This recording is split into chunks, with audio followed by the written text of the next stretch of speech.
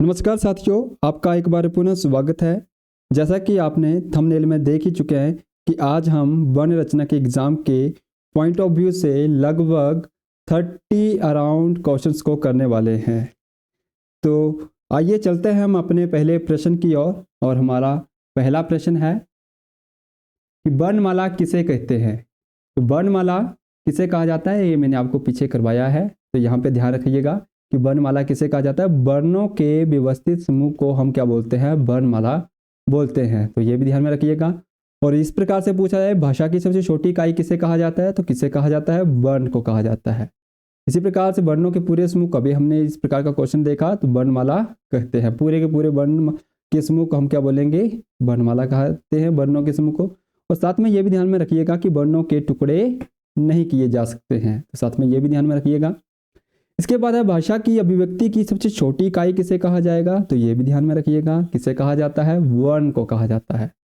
इसके साथ ही साथ वर्णों की अगर कुल संख्या के बारे में पूछा जाएगा तो कुल संख्या कितनी है, 52 रहेगी।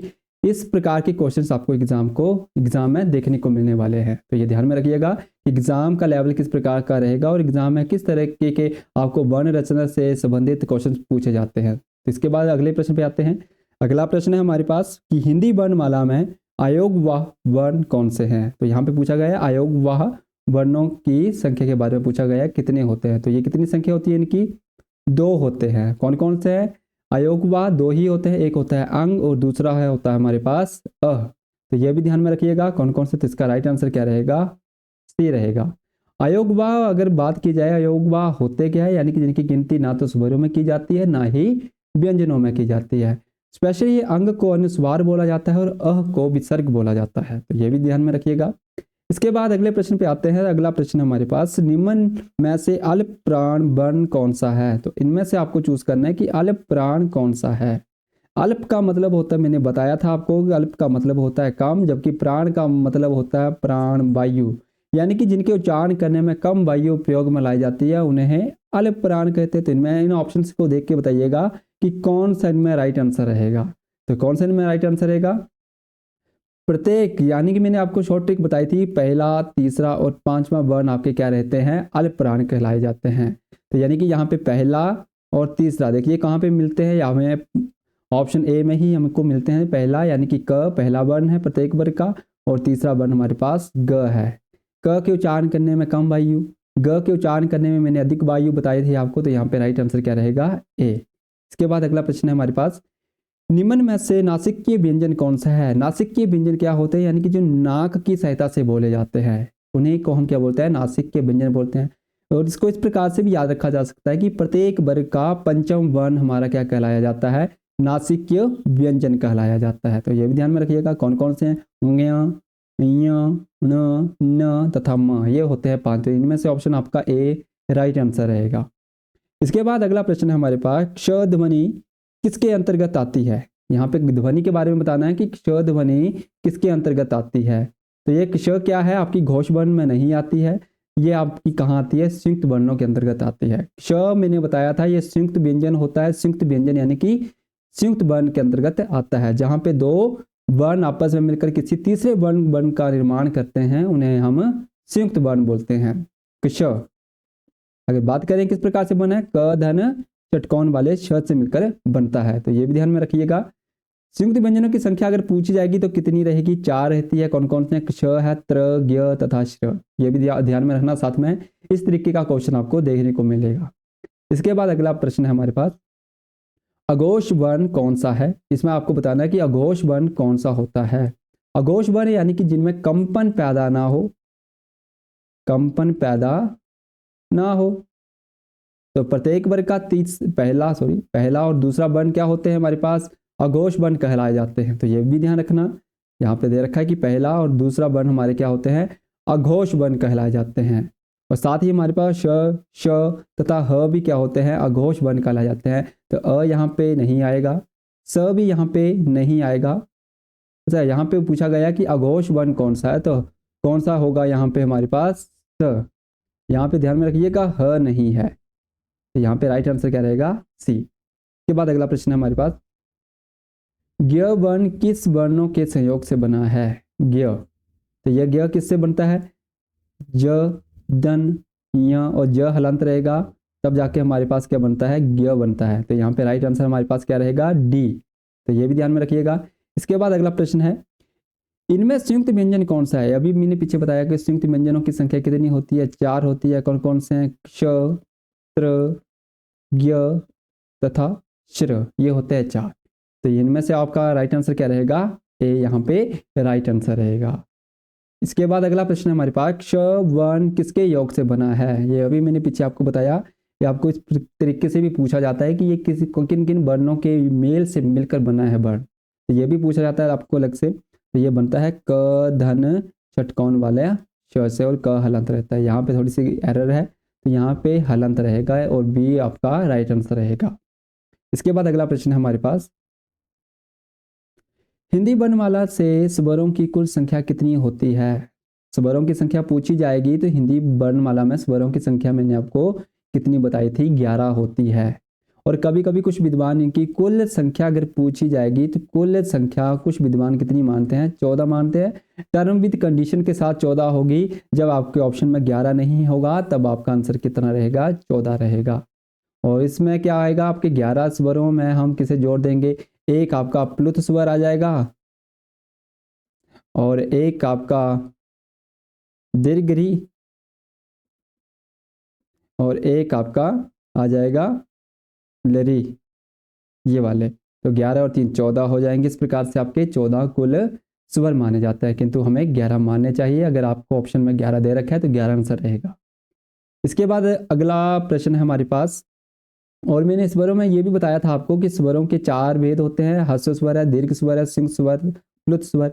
इनको जब प्लस करेंगे तो हमारे पास संख्या जाएगी, सॉरी 11 संख्या आएगी। इसके बाद अगला प्रश्न हमारे पास, निम्नलिखित में से कौन सा स्वर नहीं है। इनमें से स्वर नहीं बताना है। तो देखिए अ से लेके आओ तक जो जितने स्वरों की संख्या रहती है कितनी होती है, 11, और जिसमें से या नहीं आता है, ये सी वाला नहीं आएगा। तो यहाँ पे अगला प्रश्न है हमारे पास, निम्नलिखित में से कौन सा टवर्ग नहीं है। अब आपको बताना है कि टवर्ग में नहीं आता है। तो टवर्ग में क्या क्या आता है, ट, ठ, ड, ढ, न, ये आते हैं।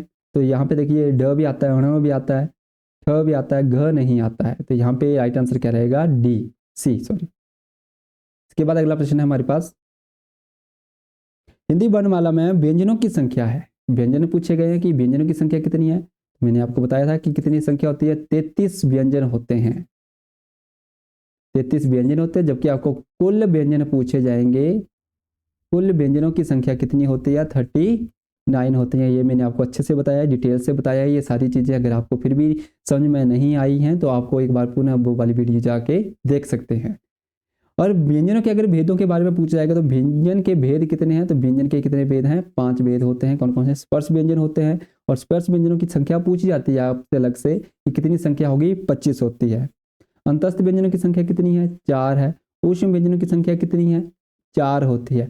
और इन्हीं चारों को मिलाकर हम जो 33 व्यंजन बोलते हैं तो वो ये होते हैं। इसके बाद है आपके पास संयुक्त व्यंजनों की संख्या भी कितनी है, 4 है। द्विगुण व्यंजनों की संख्या 2 है। और जब इन दोनों को भी प्लस करके 33 में जोड़ दिए जाते हैं तो हमारे पास कितने आते हैं, कुल मिलाकर 39 आते हैं। तो ये ध्यान रखिएगा, कुल व्यंजन पूछे जाएंगे तो 39 है। सिर्फ व्यंजन पूछे गए होंगे तो कितने रहेंगे हमारे पास, option B the right answer रहेगा, 33। इसके बाद अगला प्रश्न है हमारे पास, निम्नलिखित में से कौन सा पश्य स्वर है। अब पश्य स्वर यानी कि जीवा के आधार पर पूछे जाते हैं कि आपके कितने भेद हैं स्वरों के जीवा के आधार पर। यानी कि जब हमारी जीवा तीन प्रकार भेद रहते हैं, एक आपका अग्र स्वर होता है, एक मध्य स्वर, एक आपका पश्य स्वर होता है।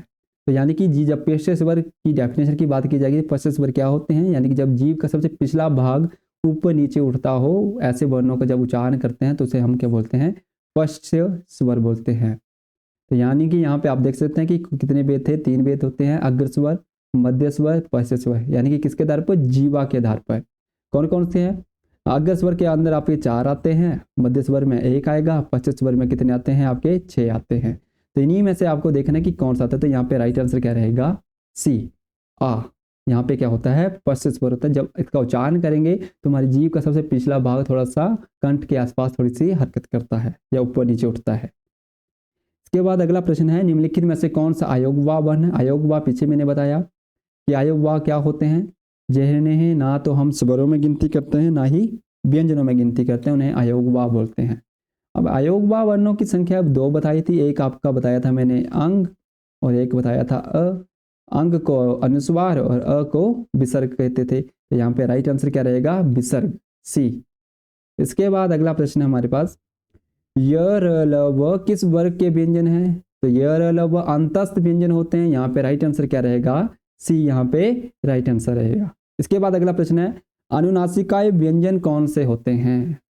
अनुनासिकाय व्यंजन मैंने आपको बताया जो नाक की सहायता से, किसकी सहायता से, नाक की सहायता से जो बोले जाते हैं उन्हें अनुनासिकाय व्यंजन बोलते हैं। तो यानी कि प्रत्येक वर्ग का पंचम वर्ण, प्रत्येक वर्ग का पंचम वर्ण यानी कि पंचमाक्षर वर्ण भी हम बोल सकते हैं। तो यहाँ पे राइट आंसर क्या रहेगा, सी।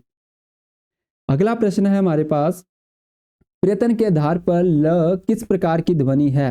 तो यहाँ पे ल के आधार पर बताना है आपको। ल यानी कि ऐसे वर्ण, आप देखिए यहाँ पे ल मैंने आपको बताया था ये कौन सा होता है, पार्श्विक वर्ण होता है। यानी कि जब ल का उच्चारण करेंगे तो ल में हमारी जीवा मध्य में आकर दोनों तरफ क्या बना लेती है, पार्श्व बना लेती हो।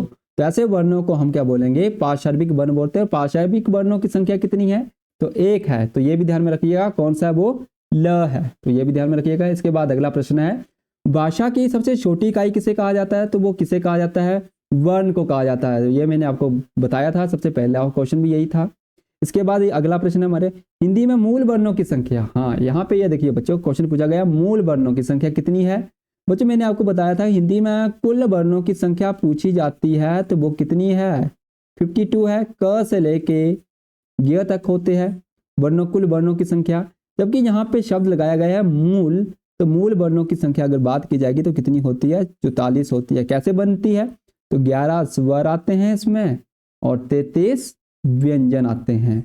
इन दोनों को जब टोटल करेंगे तो कितने आएंगे, 44 आएंगे। तो राइट आंसर बी है यहाँ पे। अगला प्रश्न है हमारे पास, जिन स्वरों के उच्चारण में कम से कम समय लगता हो उन्हें क्या कहा जाता है? तो मैंने आपको स्वरों में बताया था, स्वरों के 4 भेद होते हैं, ह्रस्व स्वर, दीर्घ स्वर, प्लुत स्वर और सिंह स्वर होते हैं। तो यानी कि जिनके उच्चारण करने में सबसे कम समय लगे उन्हें हम क्या बोलते थे, ह्रस्व स्वर कहते थे। तो ये भी ध्यान रखना। और ह्रस्व स्वरों को ही मूल स्वर के नाम से भी जाना जाता है। इनकी संख्या कितनी है, 4 है। कौन कौन सी है, अ है, ई है, ऊ है तथा री है। ये आपके क्या हैं, 4 हैं। तो यहाँ पे राइट आंसर क्या रहेगा, सी। इसके बाद अगला प्रश्न है, हिंदी वर्णमाला में कितने वर्ण होते हैं? अभी मैंने बताया कितने होते हैं, 52 होते हैं। Right answer B. अगला प्रश्न है हमारे पास, यहाँ से ये नोट भी कर लीजिएगा कि भाषा की सबसे छोटी इकाई वर्ण कहते हैं और वर्णमाला कहते हैं पूरे समूह को, टुकड़े नहीं हो सकते हैं वर्णों के। अभिव्यक्ति की इकाई सबसे छोटी क्या है, वर्ण है। ये मैंने पीछे भी बताया आपको। कुल संख्या कितनी होती है, 52। इसके बाद अगला प्रश्न है, अयोग व वर्णों की संख्या कितनी है, कितनी होती है, 2, जिनकी गिनती नहीं की जाती है ना ही स्वरों में ना ही व्यंजनों में। तो यहाँ पे राइट आंसर कितना है, बी यहाँ पे राइट आंसर रहेगा। अगला प्रश्न है, संयुक्त व्यंजनों की संख्या कितनी है? तो संयुक्त व्यंजनों की संख्या कितनी है, 4 होती है। जहाँ पे 2 वर्ण आपस में मिलकर किसी तीसरे वर्ण का निर्माण करते हैं। अब 2 वर्ण मिलते हैं, कौन से मिलते हैं, व्यंजन मिलते हैं। क्ष आपका कौन कौन से हैं, क्ष, त्र, ज्ञ तथा श्र। इनका निर्माण किस प्रकार से होता है, जब 2 आपके व्यंजन वर्ण आपस में मिलते हैं। क वर्ण आपका व्यंजन है, ये भी व्यंजन है, दोनों आपस में मिलेंगे, किसका निर्माण करेंगे, क्ष का। संख्या कितनी है इनकी, 4 है। अगला प्रश्न है हमारे पास, य वर्ण किन वर्गों के योग से बनता है? अभी ये आपने संयुक्त व्यंजन में पढ़ा, तो इसका भी यानी कि 2 वर्ण आपस में मिले होंगे तभी बनेगा। तो ज धन य, ज हलंत रहेगा और य आपका जुड़ेगा, किसका निर्माण करेंगे, ज्ञ का। राइट आंसर क्या रहेगा, वी। अगला प्रश्न है हमारे पास, निम्नलिखित में से कौन ट वर्ग में नहीं है? वही वाला आ गया, ट, ठ, ड, ड, न। आपको ये एक प्रकार का माध्यम रहेगा, सहायता रहेगी कि आपको एग्जाम के पर्पज से किस प्रकार से क्वेश्चंस बनेंगे। तो ये एक आपको हेल्प करेगा कि किस प्रकार के एग्जाम में क्वेश्चन बन सकते हैं और आ सकते हैं। तो यहाँ पे देखिए ठ आता है, ण आता है, ढ आता है, ध यहाँ पे नहीं आता है। तो यहाँ पे राइट आंसर डी रहेगा। अगला प्रश्न है हमारे पास, क वर्ण किसके योग से बनता है? अब देखिए ये क्या है, आपका व्यंजन है। और मैंने जब व्यंजन की डेफिनेशन बताई थी और मैंने बताया था व्यंजन में कि जितने भी व्यंजन बनाए जाते हैं वो सारे के सारे स्वर की सहायता से बनाए जाते हैं, और उनमें से एक वर्ण था शहीद वर्ण। और शहीद वर्ण अगर आपसे पूछा है किसे बोला जाता है तो वो किसे बोला जाता है अ, क्योंकि ये प्रत्येक वर्ण के निर्माण में क्या करता है, सहायता देता है। जैसे क बोलेंगे, हलंत होता है और उसमें अ जुड़ेगा तभी वो पूरा क बनता है। तो इस प्रकार से है, तो यानी कि यहाँ पे राइट आंसर क्या रहेगा, सी यहाँ पे राइट आंसर रहेगा। इसके बाद अगला प्रश्न है, अग्र स्वरों की संख्या कितनी है। अग्र स्वरों की संख्या कितनी है, तो ये मैंने आपको बताया था कितनी होती है, 4 होती है। तो ये भी ध्यान में रखिएगा, कितनी संख्या होती है, 4 होती है अग्र स्वर की। यानी कि जब जीव का सबसे अगला भाग क्या हो, ऊपर नीचे उठता हो, उन्हें हम क्या बोलते हैं, अग्र स्वर बोलते हैं। जब जीव का मध्य भाग ऊपर नीचे उठता हो, उन्हें मध्य स्वर बोलेंगे। जब जीव का सबसे पिछला भाग ऊपर नीचे उठता हो, पश्च स्वर कहते हैं। तो इनकी संख्या कितनी है, 4 है। इसके बाद अगला प्रश्न है, काकल्य वर्ण किसे कहते हैं। काकल्य वर्ण एक ही होता है, और वो कौन सा है आपका, ह। याद रखिएगा, काकल्य वर्णों की संख्या कितनी है, एक है। कौन सा है, ह। इसके बाद अगला प्रश्न है हमारे पास, अर्ध समृत स्वर कौन सा है। अर्ध समृत स्वर कौन सा है, यानी कि कभी कभी हमें मुख के आधार पर भी पूछा जाता है कि किन वर्णों के उच्चारण करते समय मुख सबसे अधिक खुलता है या सबसे कम खुलता है। तो ये भी ध्यान में रखिएगा। अगर वेदों के बारे में पूछा जाए तो इनके भेद कितने हैं, 4 होते हैं मुख के आधार पर। पहला है समृत स्वर, दूसरा है अर्ध समृत स्वर, विपरीत स्वर होता है, और अर्ध समृत स्वर। ये ध्यान में रखिएगा। अर्ध समृत स्वर क्या होते हैं, यानी कि जिनमें समृत स्वर से कम जिनका उच्चारण किया जाता है, यानी फिर या फिर थोड़ा सा क्या हो, जिनमें मुख क्या होता हो, अधिक, थोड़ा सा अधिक। किसकी अपेक्षा में, समृत स्वर की अपेक्षा में थोड़ा सा मुख अधिक खुलता हो, उन्हें हम अर्ध समृत स्वर बोलते हैं। इनमें क्या होगा, सबसे कम जिनमें खुलता हो मुख क्या होगा, सबसे कम खुलेगा, उन्हें हम समृत स्वर बोलते हैं। समृत स्वर से थोड़ा सा अधिक जिनमें मुख खुलता हो, उन्हें हम समृत स्वर बोलते हैं। विपरीत स्वर में हम क्या बोलेंगे, मुख सबसे अधिक खुलता हो, वो विपरीत स्वर होते हैं। जबकि आपके अर्ध विपरीत स्वर क्या रहते हैं, यानी कि इन विपरीत स्वरों से थोड़ा सा जिनमें कम खुले, इनसे इनसे थोड़ा सा कम खुले, उन्हें हम विपरीत स्वर बोलते हैं। तो इनकी संख्या भी ध्यान में रखना कितनी कितनी होती है, और ये भी ध्यान रखना कि कौन कौन से होते हैं। ये मैंने आपको इससे पिछली वाली वीडियो में बताया है कि ये मुख के आधार पर हमारे कितने भेद होते हैं। समृत स्वर की डेफिनेशन भी अच्छे से वहाँ पे बताई है मैंने कि क्या होती है, अर्ध समृत स्वर क्या होते हैं। तो यानी कि यहाँ पे पूछा गया है अर्ध समृत स्वर कौन सा है, तो यानी कि यहाँ पे कौन सा रहेगा आपका, अर्ध समृत स्वर आपका ई रहेगा। तो यहाँ पे राइट आंसर क्या रहेगा आपका, डी रहेगा।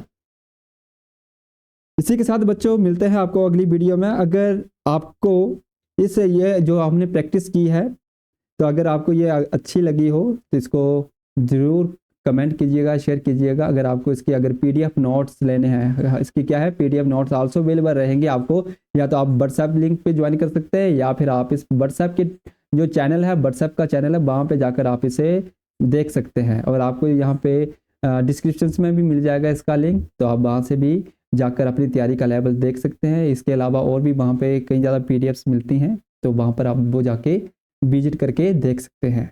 तो मिलते हैं आपको अगली वीडियो में, तब तक के लिए जय हिंद।